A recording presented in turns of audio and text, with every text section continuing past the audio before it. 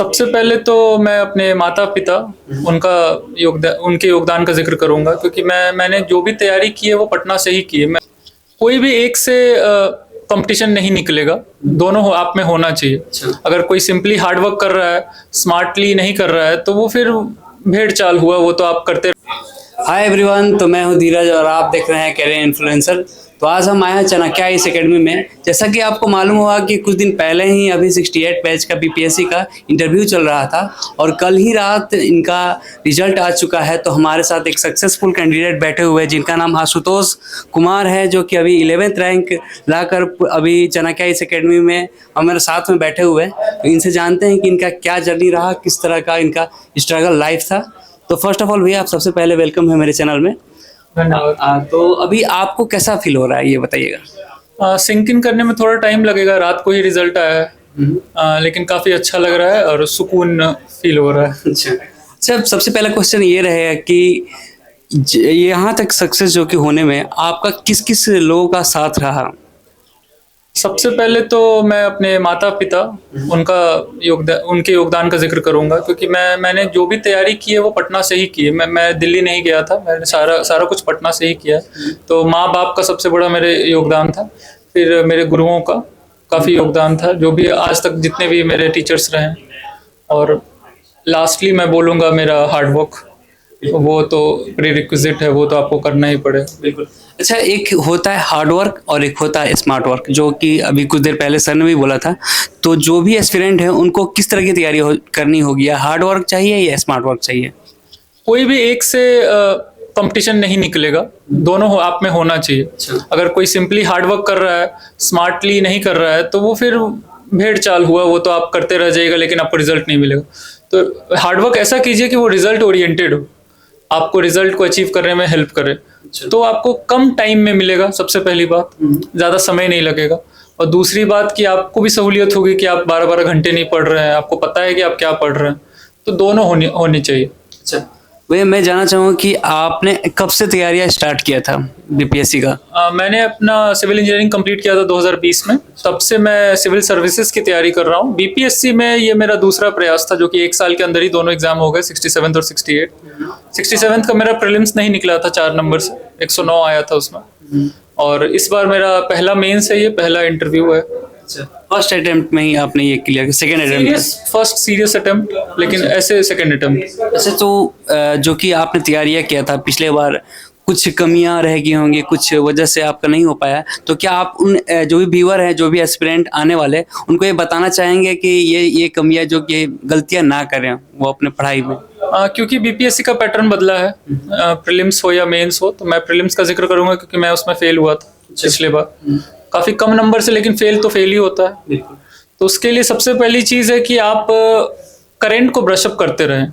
मैं उसमें थोड़ा सा पीछे रह गया था पिछली बार। करंट आप ब्रशअप अपना करते रहें, स्टैटिक को मजबूत रखें। तो ये दोनों का जब कॉम्बिनेशन होता है तभी प्रीलिम्स निकलता है, क्योंकि प्रीलिम्स एक बहुत वाइड कवरेज है उसका।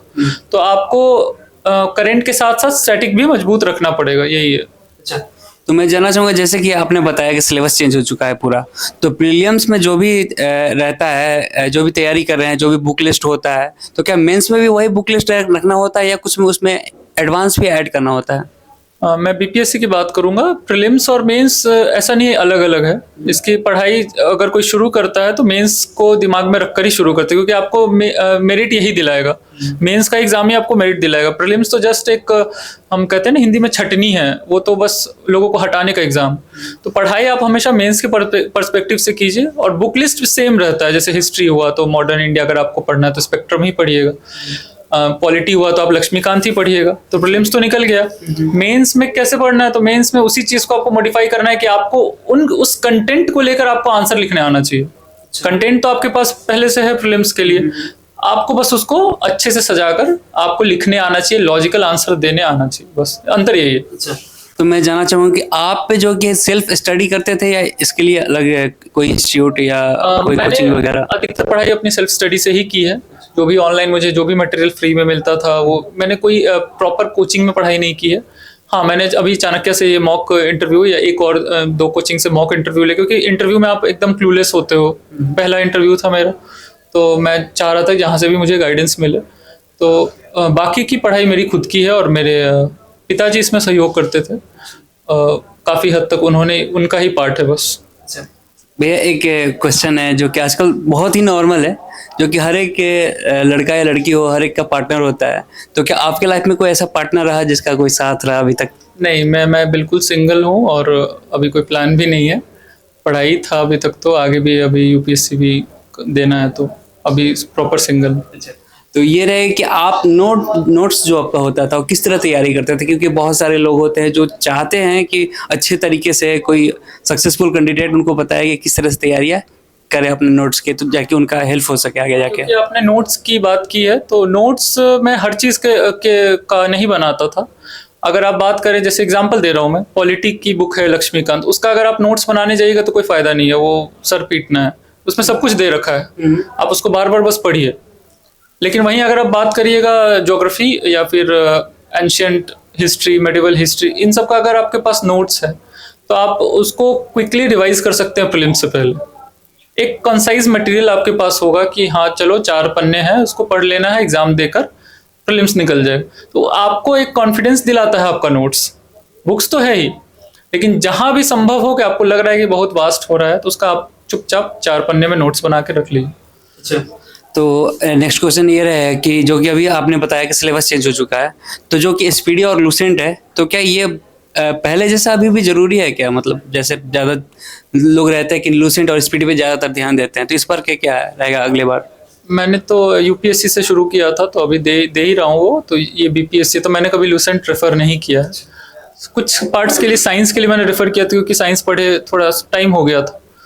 जनरल नॉलेज की उसकी बुक आती है, लेकिन मैंने रेफर नहीं किया था। और आपने जो पूछा कि करना चाहिए कि नहीं, मेरे हिसाब से बिल्कुल नहीं करना चाहिए। अच्छा, क्योंकि साइंस में चलो ठीक है, आप एक कॉन्साइज मटेरियल मिल जाता है आपको, लेकिन जनरल नॉलेज के लिए आपको एक प्रॉपर एनसीईआरटी या फिर किसी भी प्रॉपर आप खुद का अंडरस्टैंडिंग होना चाहिए। आप किसी गाइड बुक से या किसी वन लाइनर से आप ये प्रीलिम्स भी अब नहीं निकलेगा बीपीएससी, तो आपको अंडरस्टैंडिंग होना चाहिए। उसके लिए आप प्रॉपर थॉरली किसी एक बुक को आपको पढ़ना जरूरी है। अच्छा, तो अब बात करते हैं ये आपके फैमिली बैकग्राउंड के, मम्मी पापा के बारे में कुछ बता सकते हैं, जो भी आपके भाई बहन हैं जिनका आपको सपोर्ट रहा अभी तक? मेरे परिवार में मेरी माँ है जो हाउसवाइफ हैं, उनका सपोर्ट तो खैर मैं उन्हीं से हूँ। तो दिन भर मेरे साथ ही रहती थी, खाना पीना, कॉफ़ी, बातें करना। पापा मेरे जॉइंट लेबर कमिश्नर हैं बिहार गवर्नमेंट में, और उनका साथ ये रहा कि वो पढ़ाई में, एकेडमिक में जो भी उनका होता था, जैसे नई स्कीम्स बताना गवर्नमेंट के, या इंटरव्यू के लिए रोज रात में बैठ के प्रैक्टिस कराना, तो उनसे जो भी बन पड़ता था 80% वो मेरा, मतलब समझिए मेरे पढ़ाई का वो जानते हैं। ऐसा है हमारे घर में। और मेरी एक बड़ी बहन है, वो अभी एक्सेंचर में जॉब कर रही है, मतलब 10 साल से जॉब कर रही है। और मेरे ब्रदर इन लॉ है, वो IIT धनबाद और IIM अहमदाबाद से पढ़े हैं, और माइनिंग मशीनरी में पुणे में ही जॉब कर रहे हैं। तो उनका सहयोग की बात करें तो गाइडेंस तो बड़े भाई बहन है और जीजा जी हैं, तो वो मिलता रहता है।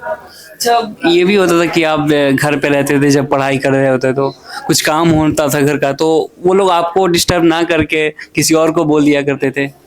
हमारे घर में 3 ही आदमी अभी है, मेड आती हैं तो वो अलग है।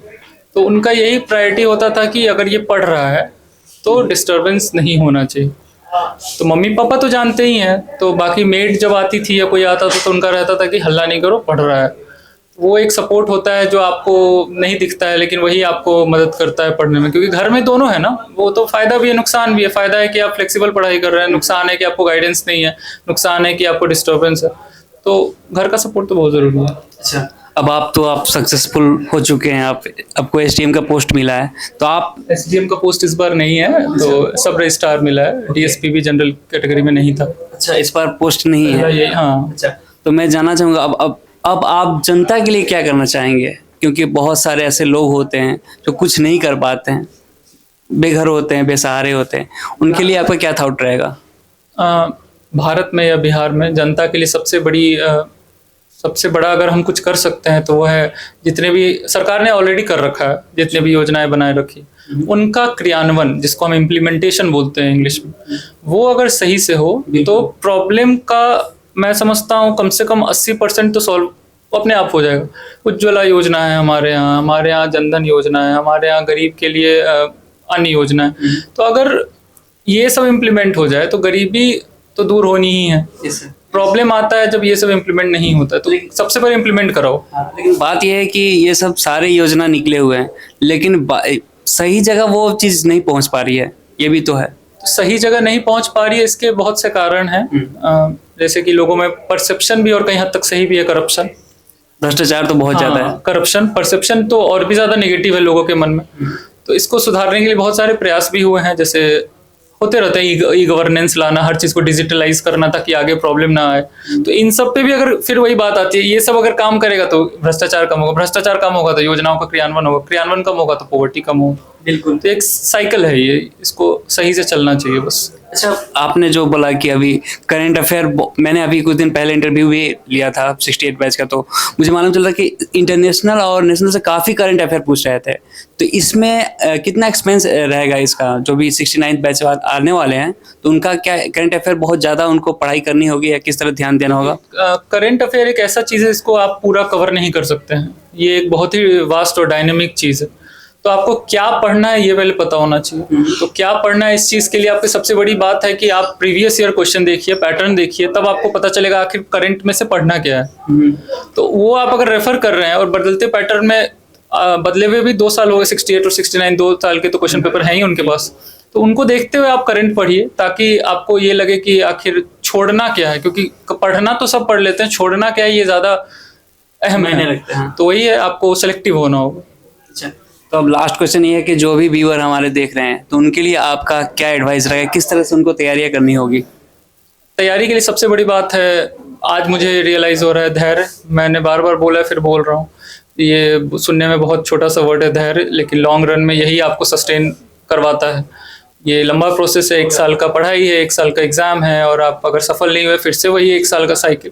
तो आपको अपने आप को मूड हैप्पी रखना है, रिवॉर्ड देते रहना है, घूमने जाना है बीच बीच में, और पढ़ाई तो आपको करनी ही है। अच्छा, इस बात से मुझे एक और क्वेश्चन याद आ गया।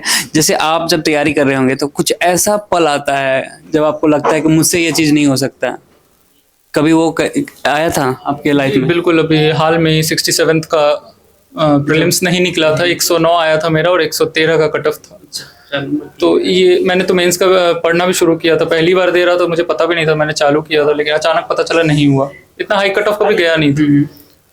तो लगता है, बुरा लगता है, लेकिन फिर से अपने आप को रिबूट करना है, वो फिर से शुरू। मोटिवेशन कहाँ से मिला आपको? मोटिवेशन में वो बोलूंगा बहुत ओवररेटेड वर्ड है, मोटिवेशन कुछ नहीं होता है, वो आपको खुद से ही इंस्टिंक्ट आपका होता है कि आप कर सकते हो, तो वहीं से आता है कि आपको मुझे ही करना है और कोई उपाय नहीं है, होता है ना, कोई उपाय नहीं, आपको हाथ पैर मारना ही है, तो वही है।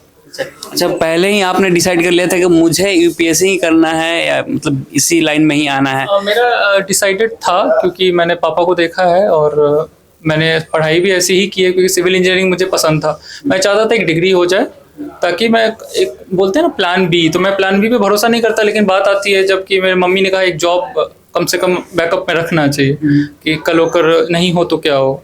तो इसीलिए मैंने सिविल इंजीनियरिंग भी किया, मैंने कभी भी वेस्ट नहीं किया। रमैया से जाके मैंने कॉलेज में इंजीनियरिंग करा, ये नहीं सोचा मैंने कि अभी फिर से आईटी के लिए ट्राई करूँ, नहीं, मुझे था कि ये टाइम उधर दूंगा। तो वही अभी चल रहा है, तो यूपीएससी भी देना है, देखते हैं। चलिए, बहुत बहुत धन्यवाद, आपका साथ बहुत अच्छा लगा।